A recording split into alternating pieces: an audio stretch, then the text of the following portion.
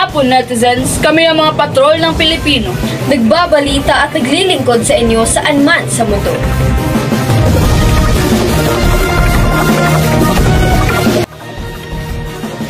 Netizens, simulan natin ang pagbabalita kaugnay sa isa na namang pagguho ng lupa sa isang lugar sa Cebu City noong nakaraang ika-13 ng Setyembre.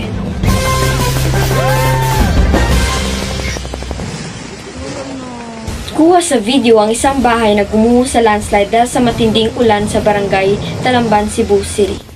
Mabuti na lang at naka-evacuate na ang mga nakatira sa bahay bago pa man tuluyang maanod ang bahay nila. Maraming barangay ang apektado ng flash floods at landslide.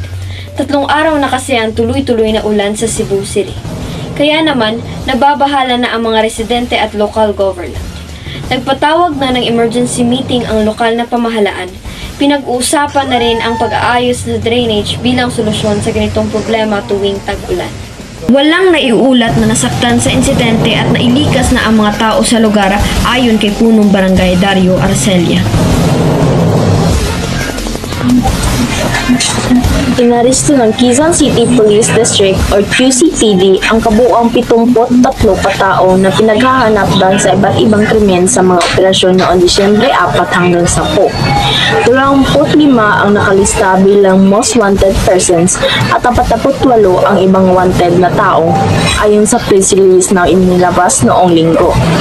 Sinabi ni QCPD Director Bridge Pinori ni General Rodrigo Maranan ang kanyang mga opisyal para sa kanilang walang humpay na operasyon na naaayon sa anti-criminality drive ng Philippine National Police. Hinikayat din niya ang publiko na mag-ulat ng mga illegal na aktibidad sa pamamagitan ng QC Helpline 122. Samantala, ang QCPD ay nakipagsusyo sa United Kingdom Counter-Terrorism Police liaison upang magsagawa ng pagsasanay para sa mas epektibong paggamit ng mga closed-circuit television or CCTV system sa surveillance at criminal investigation. Saklaw na kurso ang mga pangunahing aral sa diskarte sa pagkuha ng CCTV, pagsasanay at resourcing, pagkuha ng exhibit, mga diskarte sa pagtingin at mga pahayag sa paglag at presentasyon sa mga korte. Sa isang panahon kung saan ang teknolohiya ay gumaganap ng isang mahalagang papel sa pagtutupad ng batas, ang paggamit ng mga advanced na sistema ng CCTV ay pinakamahalaga, sabi ni Maranan or PNA. Ang isang kardinal ay sinintensyahan ng higit sa 5 taon sa bilangguan para sa paglustay. Ang hatol na ipinasa kaninang araw. Sa tinatawag na paglilitis sa Vatican ng siglo, Cardinal Giovanni Angelo Becciu, na dating Chief of Staff ni Pope Francis, ay napatunayang nagkasala ng panluloko at pandaraya. Hinatulan siya ng hukuman ng 5.5 taon sa bilangguan at pagmultahin ng humigit kumulang 87,000 dolyar. Siya ngayon ay pinagbawalan ng humawak ng anumang pampublikong opisina sa Vatican. Sa sandaling nakita bilang isang posibleng kalaban para sa papacy, ang 75 taong gulang na ngayon ay naging pinakamatandang opisyal ng Vatican na nilitis para sa mga krimen sa pananalapi. Kasama sa paglilitis ang tumagal ng 2.5 taon, 86 na pagdinig. Si Becciu kasama ang 9 na iba pang nasasakdal ay inakusahan ng mga krimen sa pananalapi na tumutuon sa isang kasunduan sa pag-aari sa London na nagkakahalaga ng higit sa 380 milyong dolyar na nagtapos sa isang malaking pagkalugi sa Holy See. 8 nasasakdal ang hinatulan ng mga sintensya ng pagkakulong mula 3 taon at 9 na buwan hanggang 7 taon at 6 na buwan. Itinatanggi nila ang anumang maling gawain. Isang defendant lang ang dating personal secretary ng Cardinal ang naabsuelto. Kasama rin sa malawak na kaso ang mga pagsisiyasat sa mga pondo ng Vatican ibigay sa isang charity na pinamamahalaan ng kapatid ni Becciu at ang mga pagbabayad na halos 600,000 dolyares na sinasabing ibinigay para palayain ang isang madre na misyonaryo na dinukot sa Mali ng mga militanteng Islam. Mariing itinatanggi ng kardinal ang anumang maling gawain. Sinasabi ng kanyang abogado na iaapila nila ang hatol. Elaine Alexandra Canyamo, PPCDS News, Philippines. Nilabas na ng Office of the President ang listahan sa regular holidays at non-working days sa 2024. Sa Proclamation No. 368 na nilagdaan ni Lucas Bersamin, hindi na daw kabilang sa listahan ng mga holiday February 25 na pagunita sa EDSA People Power Revolution sa isang pahayag. Sinabi po ng Malacanang, bagamat nire-respeto ng palasyo na ang pagunita, hindi na ito isinama ng mga special working holiday dahil nataon ito sa araw ng linggo. Samantala, kabilang naman ang non-working days, ang Ninoy Aquino Day, All Saints Day, Feast of the Immaculate Conception of Mary, at Disperas ng Bagong Taon. Idinagdag rin ng Chinese New Year, Black Saturday, All Souls Day, and Christmas Eve. Mayong buntag mga kapuso, ako din si Miniel Magalso, ang Bagyong Kabayan tungkol sa Philippine Area of Responsibility. Pag Lunes, Tropical Depression. Martes to Merkulis, Tropical Storm.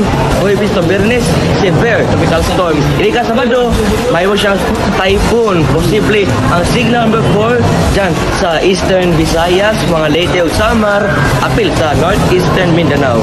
Ang Bagyong Kabayan, 1,465 kilometers east of Northeastern Mindanao. Yan, lakas 45 kilometers per hour. Bugso, 55 kilometers per hour. Milos dyan, northwest, 15 kilometers per hour. Hadlock in town ang Bagyo, mag-amping mo in town. Okay, ang Bagyo, gusto ko bang Bagyo? Sports News. Naibalik na ang corona ng NCAA Men's Basketball sa Mendiola. Kampiyon po ang Sambeda Red Lions sa Season 99 Finals matapos talunin ng Mapua Cardinals. Intramuros kontra Mendiola. Umpisa pa lang ng Game 3 sa NCAA Season 99 Men's Basketball Finals, agad nangalit ang Sambeda Red Lions na lamang halos sa buong first quarter. Lead scorer na sila Jacob Fortes at Nigel Gonzalez. Sinubakang humabol ng Mapua Cardinals sa tulong na sunod-sunod na pagpapakawala ng puntos ni Warren Bonifacio sa second quarter. Lamang pa rin ang Red Lion pero binasag ito ng mga magkakasunod na tira sa loob ni Peter Redio at nagpaulan din ng 3 si GC Recto ng Mapua. Nakahabol lang ang Cardinals kaya isang puntos lang ang lamang ng Red Lions nang matapos ang second quarter. Sa third quarter nagsimulang umalagwa ang Mapua. Nakontraman niya ni King Lion Jacob Fortes. Natapos pa rin ang third quarter na lamang ang Mapua 57-53. Final quarter, itinodo na ng Cardinals at Red Lion ang bakbakan sa hardcore. Dikit ang scores halos sa buong quarter. Sa huli na naig ang puso ng Sambeda at tinapos ang laban sa final score na 76-67. Sa loob ng 5 taon na ibalik rin ng Red Lions ang kampyonato. At itinanghal na finals MVP si James Payusi. Jason Requison, PPCDS News, Philippines. Catherine Bernardo at Daniel Padilla kumpirmadong hiwalay na. Kinumpirma ng aktres na si Catherine Bernardo na hiwalay na sila ng kanyang long-time boyfriend na si Daniel Padilla. Matapos ang matagal ng magkatambal na sina Catherine Bernardo at Daniel Padilla ay parehong nagdesisyon na wakasan ang kanilang mahigit 1 dekadang mahabang relasyon. Nananawagan ang media giant na ABS-CBN sa mga tagahanga na igalang ang desisyon ng dating magkasintahan at iwasang magkalat ng fake news tungkol sa breakup. Igalang natin ang kanilang mga pahayag at iwasang dagdagan pa ang nasabi na o gumawa ng fake news.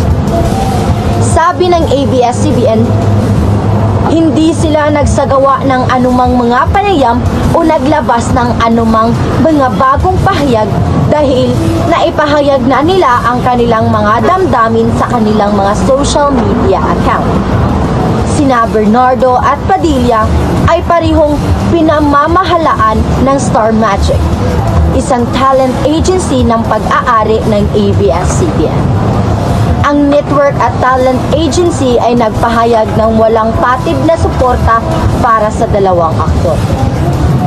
Hiniling naman sa lahat na igalang sila at hayaan silang gumaling at magpatuloy dagdag nito.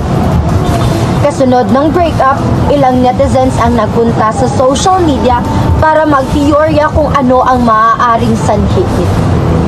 May mga citizens na umano'y nagsabi na may kinalaman ang young actress na si Andrea Villantes, habang ang iba ay nagtag din kay Jillian Vicencio, bagamat itinanggi ng actress ang mga chismis. At yan ang mga balitang aming nakalap sa aming tuloy-tuloy na pagpapatrol. Ako po si Elaine Alexandra Canyamo at 7 days na lang po, Pasko na. At ako naman po si Amber Dawn Almasin. Nandito kami naglilingkod sa inyo saan man sa mundo.